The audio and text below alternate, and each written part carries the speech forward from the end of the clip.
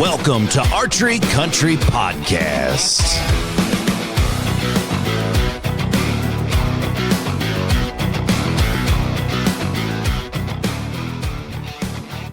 Welcome back to Archery Country Podcast. This is Big Wade. Happy morning to everybody. As we got something super excited for 2025, something that needs to happen right now, was something that we need to talk about because this giveaway is going to conclude on July 15th. So anybody and everybody out there that's listening, we have Archery Country, all four of our locations, a 2025 hunt giveaway, where if you come into any one of our shops and shoot the flagship bows from Mathews Archery, PSE Archery, Bowtech, Darton, Elite, Hoyt, for you crossbow hunters, Ravin, or TenPoint, if you shoot those bows in our shop as what we call demoing them, you will automatically get a chance to scan a QR code and get one entry into this giveaway. Now, with that being said, if you purchase a bow from today all the way to July 15th, you will scan a different QR code where you get 10 chances at this giveaway. This is going to be out in Gregory, South Dakota. We're going to talk to a young man from Rock Road Outfitters who is unbelievably knowledgeable. They have some awesome whitetail and muley hunting, and this isn't any deer tag. You choose whitetails or deer hunting. This is going to be a 5-day hunt. South Dakota is one of the sleeper states. For those of you that have hunted it, you know that there are slammers out there, especially when you talk about where we're going to be with this. So the 2025 hunt giveaway, shoot any of the flagship bows that I'd mentioned from our brands or the two from the crossbow brands. You get one chance in the giveaway. If you purchase a bow, we'll have you scan a QR code and you get 10 additional entries for this hunt. Entries will close July 15th, and then we'll kind of do a countdown where we draw like 10 finalists, and then from 10 we go to 5 and then 3, and then we will draw the winner. And I'm going to be sitting down with Neil Hilla from Gregory, South Dakota. Again, this is Rock Road Outfitters. We're going to answer all the questions. We're going to get you super hyped. This could be a dream hunt that you didn't know you were going to dream about, and all you have to do is shoot a bow or buy a bow. And, of course, all of our podcasts are brought to you by Archery Country, one of the leading and premier archery shops in the country. So sit back and relax. We'll be with you in just a few seconds. Thank you to Archery Country. This episode is brought to you by Archery Country, some of the best pro shops in North America. You can find at 4 locations: Waite Park, Minnesota; Brainerd, Minnesota; Rogers, Minnesota; or our brand new location down in La Crosse, Wisconsin. Check us out on the World Wide Web at archerycountry.com. Everything that you need in the industry to make your hunt better, to make your shooting competitions better, or simply to make your equipment better. We're here for you. Knowledgeable staff, friendly staff, and awesome turnaround times. Thank you from Archery Country. All right, everybody, I have Neil Hilla on the line. How you doing, Neil? I'm great, Wade. How about yourself? Oh, phenomenal, dude. It's good to talk to you this morning. Heard rumor you got a little of the white dusting out there last night. We did. We ended up, I think, around 6 inches of snow here around Gregory, and put a little damper on our shed hunting for the time being. Yeah. Are you guys needing the moisture? We are. We always need moisture out here, it seems. No matter how good of a year we're having or how wet the spring is, it just seems that it kind of dries up around mid-July through August and in September. So if we can keep some timely rains coming, a lot of times our farmers and ranchers are happy with the grass and the crops if we can get those timely rains. Absolutely. So, Neil, it's a pleasure to work with you. The owner of Archery Country, Jake, reached out, and we purchased a hunt, and everything is good as far as sponsorship on that. You're well aware of what's going to happen. We're going to draw a lucky winner after July 15th, and then they're going to visit with you and get things set up as far as logistics and time and when you're going to, when you guys are going to hook up. It is a 5-day hunt. Whitetail and mule deer hunt at one of your locations out there. You got quite a few ranches, it sounds like. Mm-hmm. Yep, that's correct.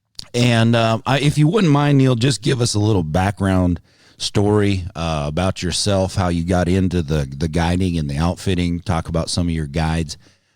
Just fill our ears full. Sounds great. Well, I grew up around central Minnesota. Just went to high school in Holdingford. About 25 years ago, moved to South Dakota with just a job change.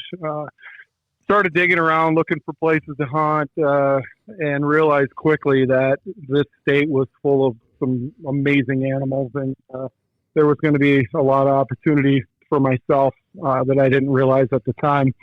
I spent probably the first 10 years out here just hunting, figuring things out. It started with hunting public land and just knocking on doors and doing those things, and quickly put together a wall of trophies, and decided at that point that I wanted to share those experiences with other people. It got to the point in my personal hunting career that I felt like I had achieved what I wanted to achieve for myself, and at that point, that's when I started Rock Road Outfitters and wanted to, like I said, share some of those experiences that I had and grow with some people that come out and hunt with us. So a little bit about my crew. I started expanding about 5 years ago, quit my regular job and did this full time. We do turkeys, whitetail, mule deer. We have some really good antelope hunting, as well as, we do some prairie dogs, ducks and geese, pheasants, you name it. Everything South Dakota really has to offer out here. But I've got a crew of guides that some of them have been with me for 15 years that I've been doing this. The guys are great, very knowledgeable. They understand the land. The one thing to remember for any of these, maybe the lucky hunter or anybody that comes out to South Dakota, is not to completely forget what you know about hunting currently, but keep your mind open as to maybe some different opportunities, some different hunting styles. It's a little bit different out here. We do mostly spotting and stalking, even for our whitetails. Which is something that a lot of people don't have a lot of experience with, especially in the archery side of things. So that's something to keep in mind. And like I said, our guides will be with you every step of the way. These guys are pretty well experienced. Absolutely. And I think that when I said it in our intro, South Dakota, some of South Dakota is known, for your pheasant hunting. Of course, when we talk about Mitchell, South Dakota, and you get out to the Badlands and then anywhere east of the river, and we're going to go out there and shoot some pheasants. But it's still kind of a sleeper state for the unknowledgeable. But there are some hammers when it comes to whitetails. And the muleys, especially spot and stock, you don't have to go to Wyoming. You don't have to go to Montana. You don't have to go to Colorado or Utah to get some slammers on the ground, or at least opportunities for it. Gregory is kind of one of those little gems. There's a lot of little towns around there when the bluff country, and then when we talk your cottonwood stands and all of that. But I think this is an opportunity for somebody, especially if you're winning it. The only thing that you have to purchase is your tags, and then I believe taxidermy fees if you tend to do that. This could be one of the cheapest dream hunts of any of our customers' lives, especially East River boys. That's correct, Wade. If you're familiar with some of the outfitting and some of the mule deer hunts that are out there right now, it just seems like the prices are just climbing all the time, because really a trophy mule deer is one of the most sought after big game animals in the country right now. People are traveling to Sonora, Mexico, Canada. There's these limited draw areas out west, all to give somebody their once in a lifetime opportunity at a really trophy mule deer. That's something that here at Rock Road that we are trying to create. We've got some tremendous mule deer. I think last year we ended up 3 deer that were that 180 class, and we had one that was right around 200 that we took. Every year it seems like we've got those caliber animals here on our properties, but we want to keep that growing and keep that going and sustain that. And that's kind of the key. Mule deer, they're a little bit more finicky than the whitetails. Whitetails, it seems like they'll handle change. They'll be living in neighborhoods. They can really adapt and thrive anywhere. Where mule deer, it's a little bit tougher. It seems like just things bother them a lot more. They don't like change. They don't like pressure, especially the big ones. They're very, they're a very cautious animal, and which is kind of different. If you've been around them and you watch them standing in the ditch, watching you drive by in the evening or wherever when they're feeding on the side of the road, it sure doesn't seem that way, right, Wade? But yeah, you shut the truck door and it's a whole different story. Just go after them once, and you'll learn real quick that they've got you numbered a lot of times. So I love it. It makes it a lot of fun. It sounds incredible. So question for you, like when we talk more of the in-depth of this, we're going to, I'm going to hit you up on equipment and what you guys are using in that. And we'll talk about broadheads and what people need to expect or what they need to do. But so let's say, John Smith wins this coveted 2025 hunt giveaway, right? And they get in touch with you. Are you going to help them? South Dakota is unbelievably easy to get a tag. So there, will you help them once they get in touch with you on the process if they've never done it? Absolutely. How they'll get their tag and how I guess you apply online, but it's I don't want to say it's a given, but the area and so on and so forth, you'll be there for them. Absolutely. It is South Dakota, and some of you may realize that South Dakota is fairly caters to archery hunters. Rifle hunting, it makes it pretty tough. I think that's part of the reason why we have the quality of the deer that we do. It's just for me to draw a rifle mule deer tag, it takes me about 3 years as a resident. As a resident, So I don't think a lot of people realize how difficult it is to really draw a rifle tag here to be able to hunt these mule deer or whitetails for that matter. But so that's one of the reasons I think that we have the quality that we have. But the process for getting their tags is going to be fairly simple. South Dakota is a guaranteed draw, so they will apply. Okay. They'll go on to South Dakota Game Fish and Parks website, create their username and password. Again, I'll walk them through all these steps.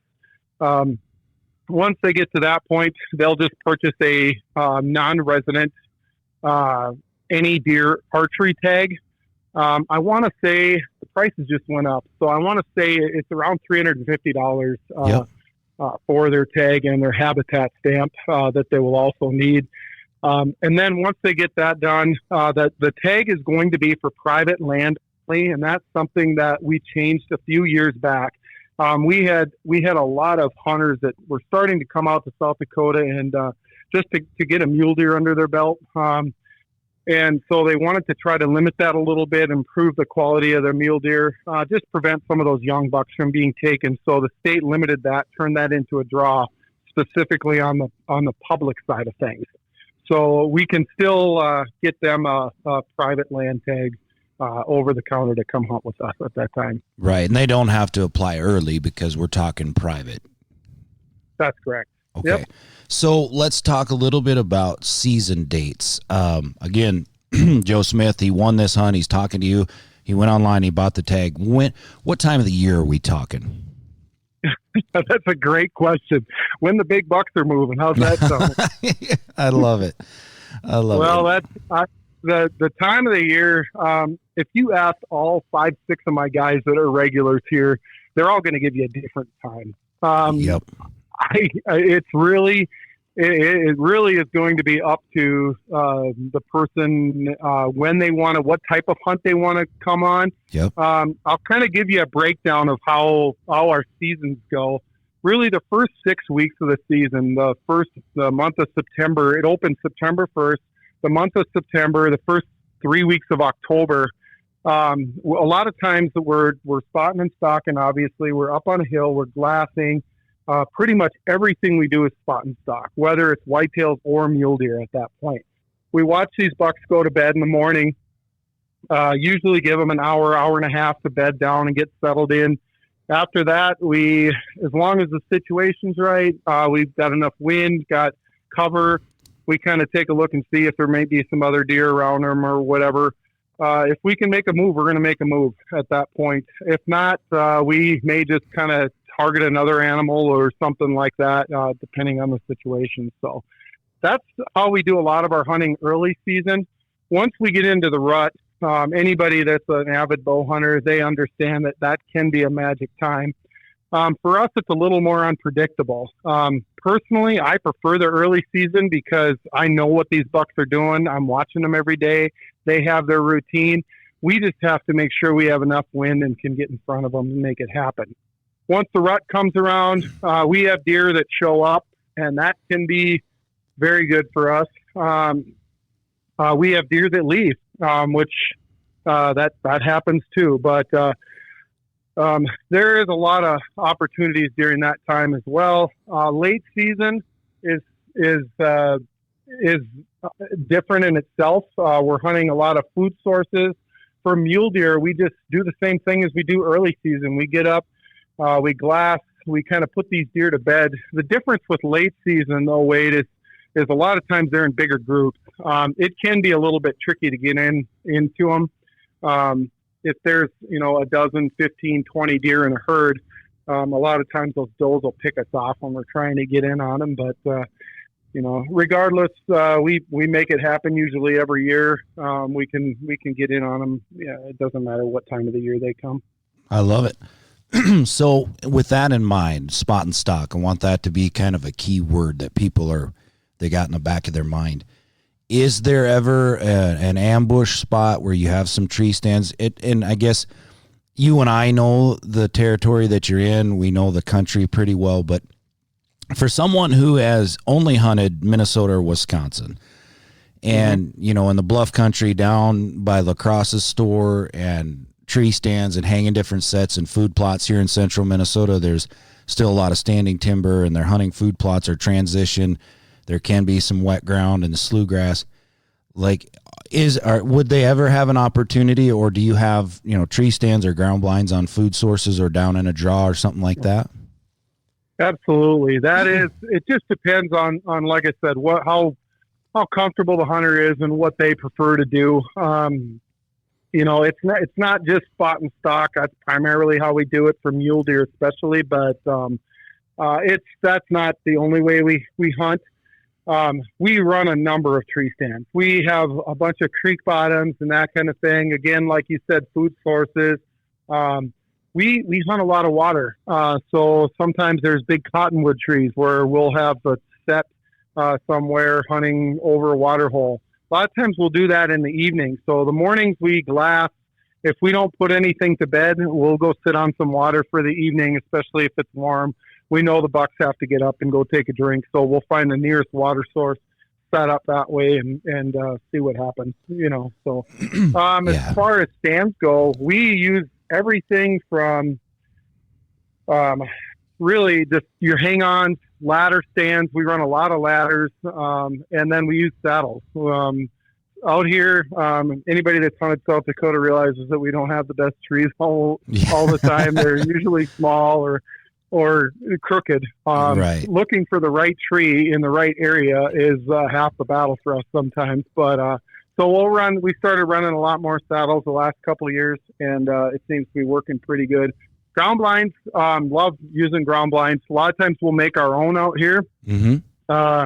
We do some homemade stuff. If we do get a ground blind set, we'll brush it in good.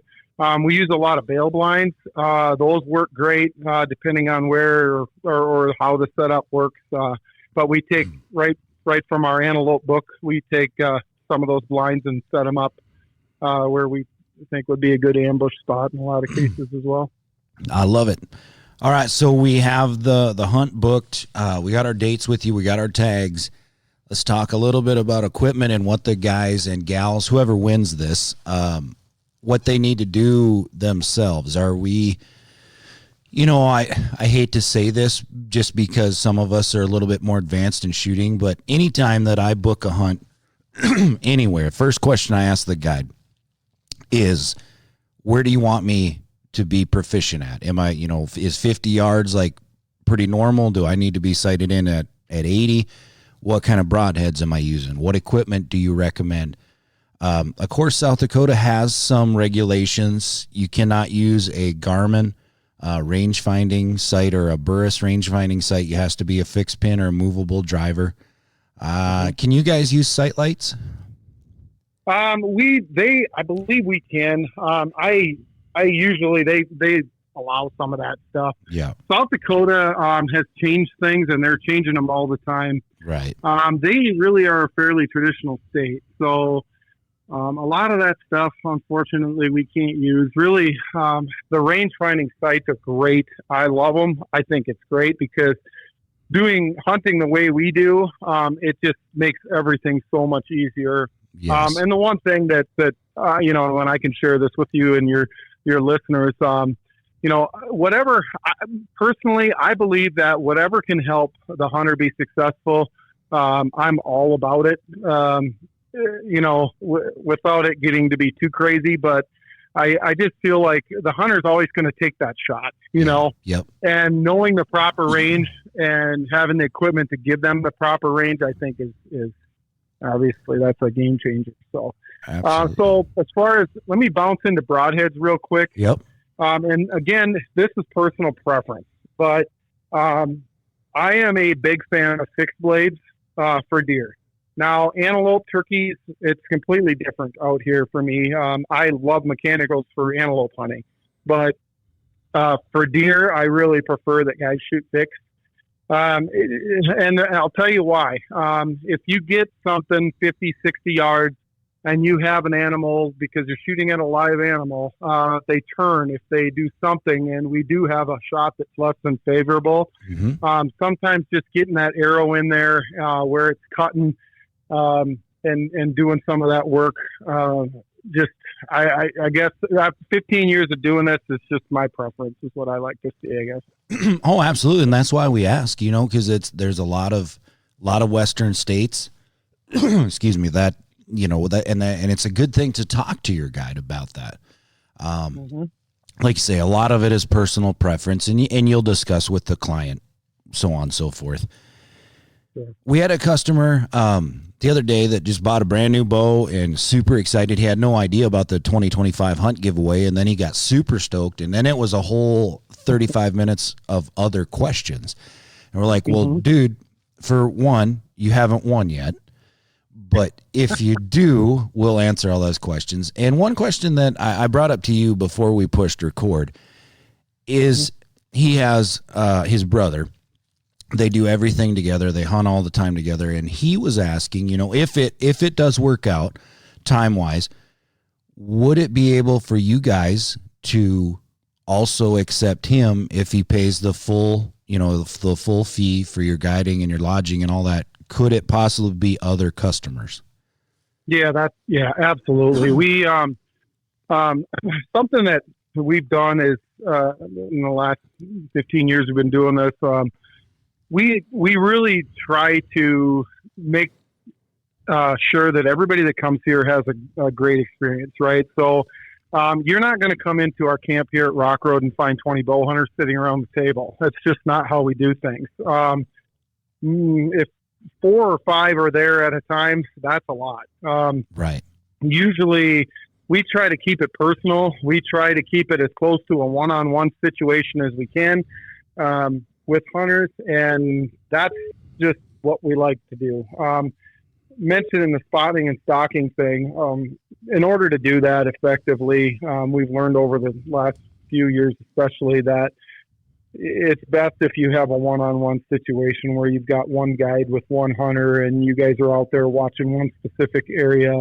Not that you can't bounce around, but it just makes things a lot easier. So to answer your question, absolutely. If they want to bring somebody along, just get a hold of us and we'll make sure that, again, we've got the room, the time frame works for everyone. And then we just help them get their stuff set up as well.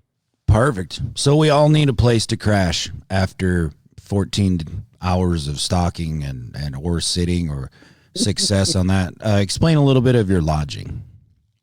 It varies from place to place. We run 3 main camps.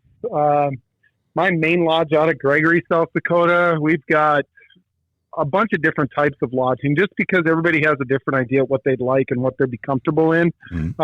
We own a building downtown Gregory.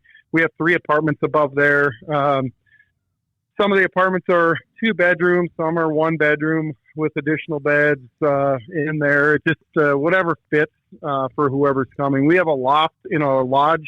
We have a lot of hunters that like to stay there. They're kind of the center of the action with where everything is happening. Our main lodge in Gregory is kind of where we do all our cooking, hanging out, watching TV, swapping stories, and planning for the next day. From there, we just try and get some sleep, get up the next day, and go to work. Our camps out west are a little different. We have our main antelope camp. We have a 75,000 acre chunk that we hunt up in the northwest corner of South Dakota, and that's really kind of our main mule deer spot up there. We have a big double wide house with 8 beds in it and 5 bedrooms and 2 bathrooms, and usually you can sleep 8. There's usually 4 or 5 hunters there max at a time with a couple of guides, 2-3 guides, and it's just one big happy family. We kind of make it work. Full cooking facilities, kitchen. There's a 2-car garage that's out there where a lot of guys can put you can put your equipment in there. Like I said, whatever is easiest once we get there. All these places have refrigerators, coolers, freezers, everything that we need to take care of the animals.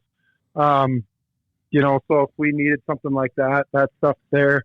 Lockers, taxidermy services. We've got access to all of those things. We have several taxidermists that we work with. We have several meat lockers that we work with. Some of the lockers, depending on how it goes, if you are successful early enough, there's times where they have everything all vacuum sealed and ready for you to take home when it's time for you to head out. One question, Wade, that I get asked a lot on our hunts, if somebody does tag out early, if they tag out day 1 and they want to stick around for a few days, what are their options? Yep. Depending on the time of the year, pheasants, we have sharp-tailed grouse, we have prairie dogs, we can call coyotes, we can go walleye fishing. It just depends on what they want to do at that point.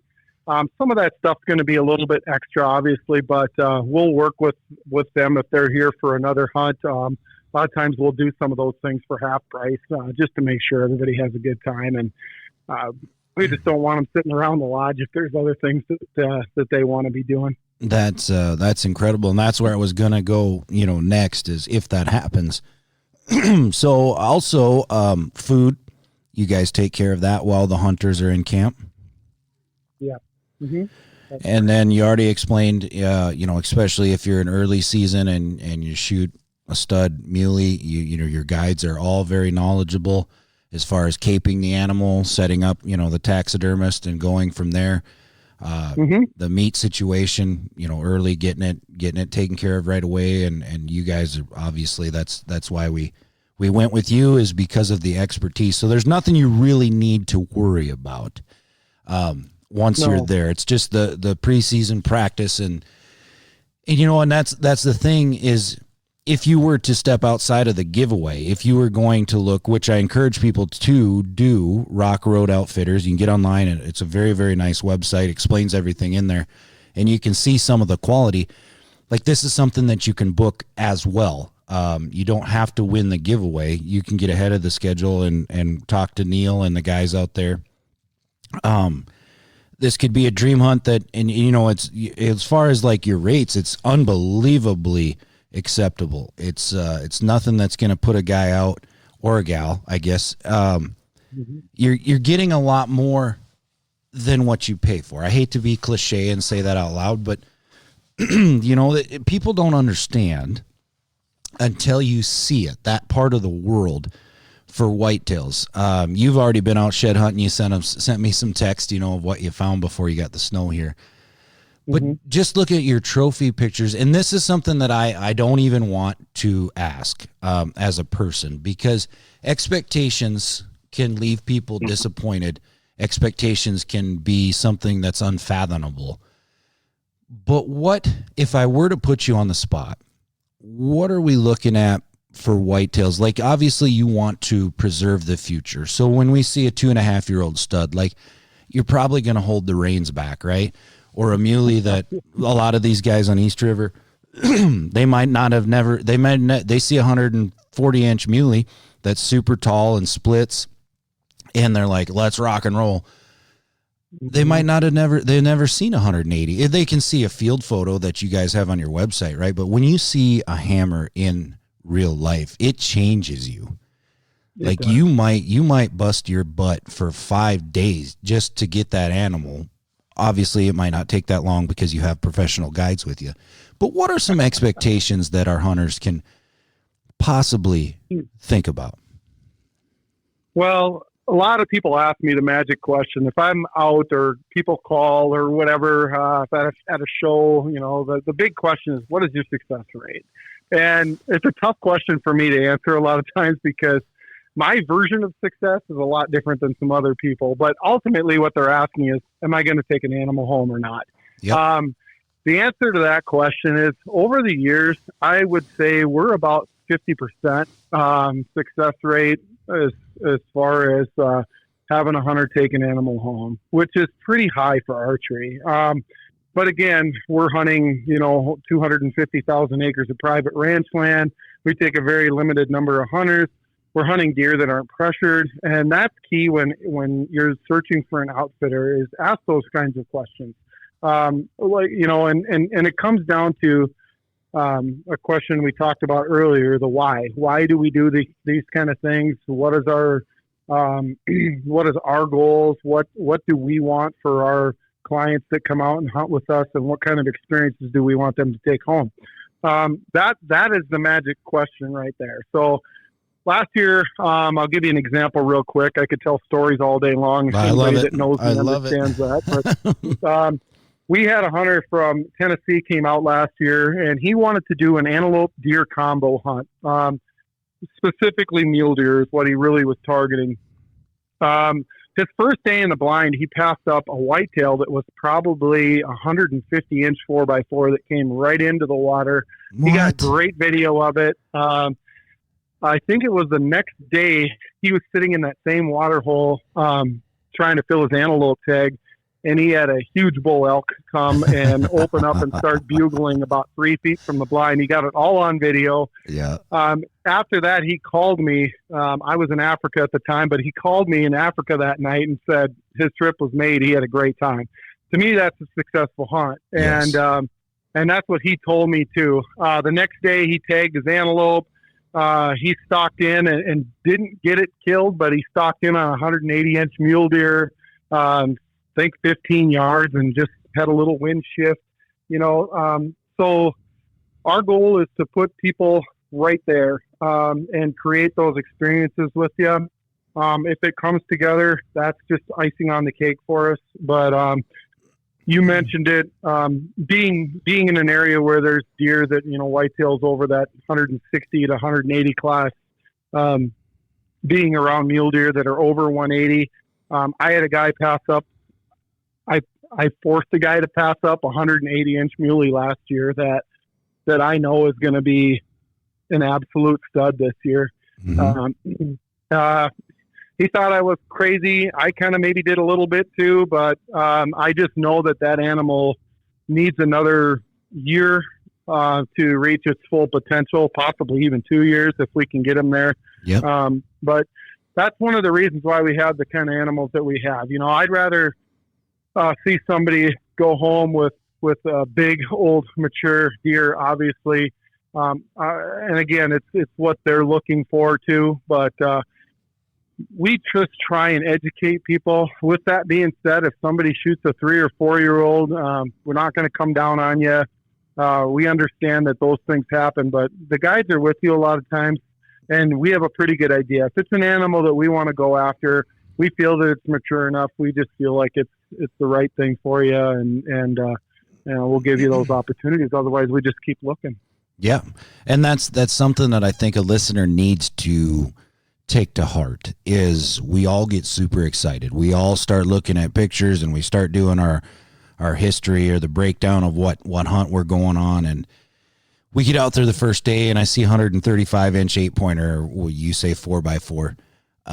Again, that's West River, East River talk. But so, and then all of a sudden I'm like, dude, that's the biggest mainframe 4x4 I've ever seen on the hoof. You need to step back, enjoy that confrontation or setup between you and the animal, and just think, all right, if he's a 3-year-old, what does a 5-year-old look like? Okay, so we're on the first 1,000 acres, and let's go over the next ridge. Let's, put your trust in the guide, put your trust in the outfitting company to get you. And of course, there's going to be, you guys are going to get to meet the individuals. The uncomfortableness will go away in 30 seconds once you pull into the lodge.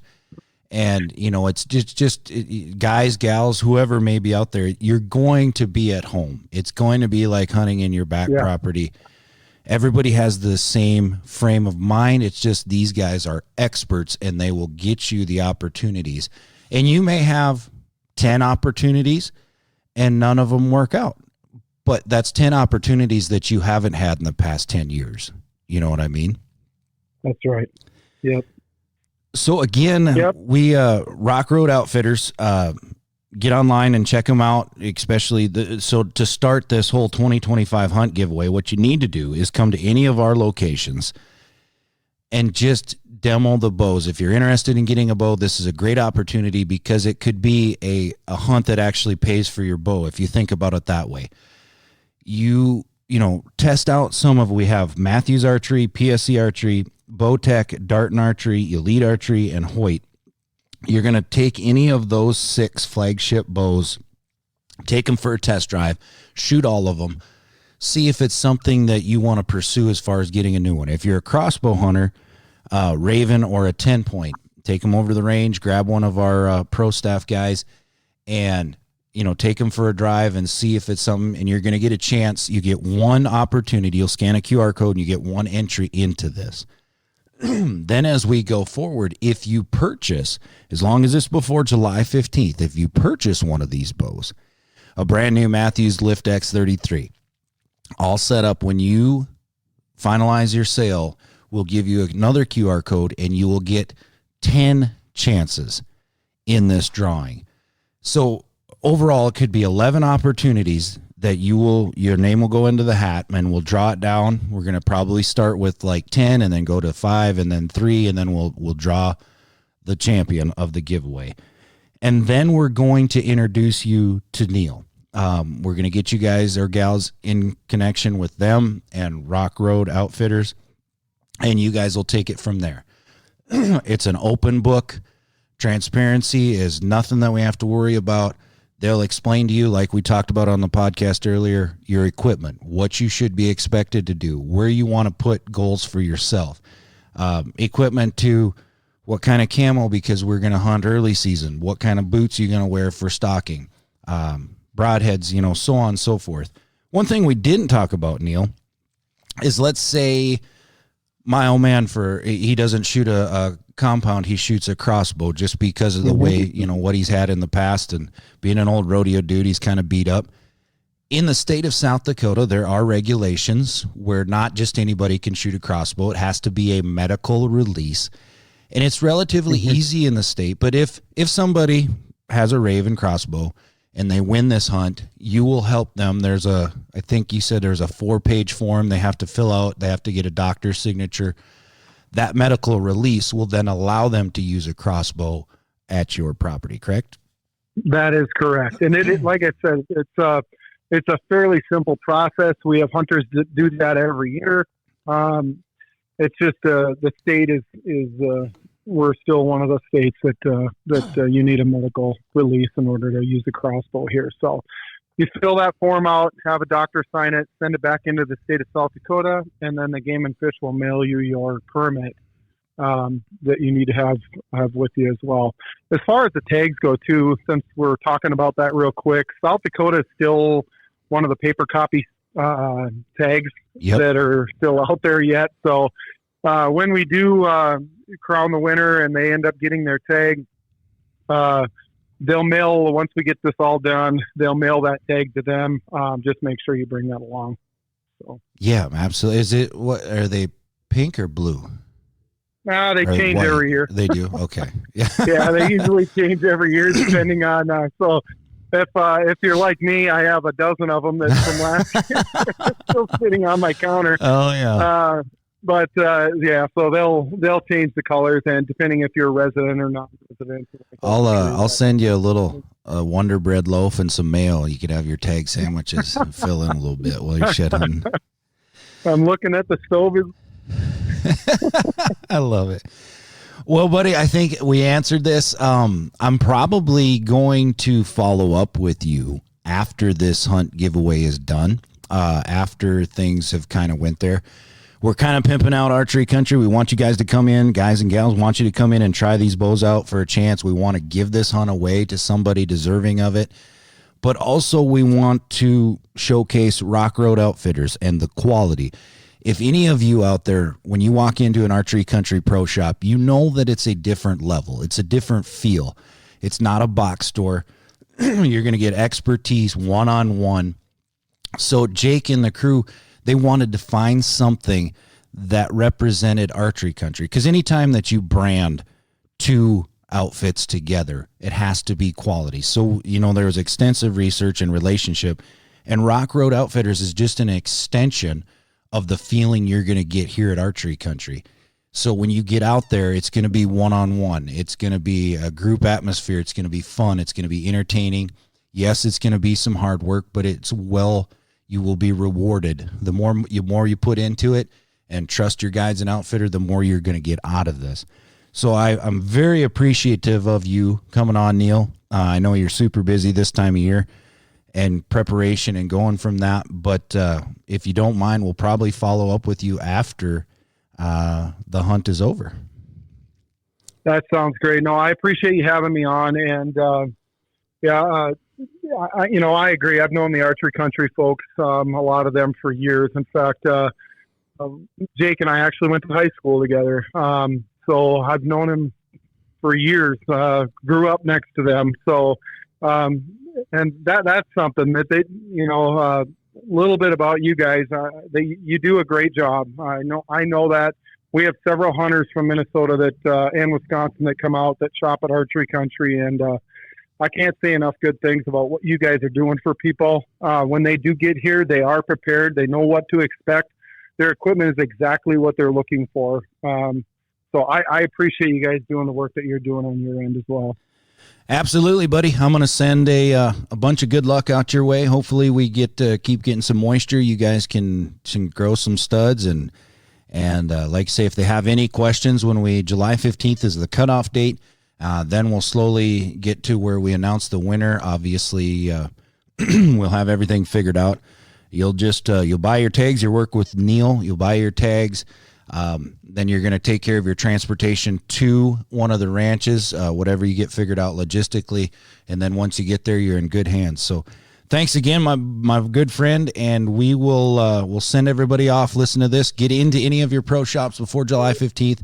Try out some of these flagship bows or crossbows. Get your name in the hat. Buy a bow. Get 10 chances to win.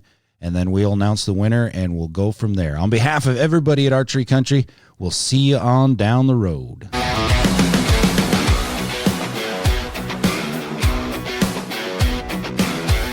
Thank you for listening to Archery Country Podcast.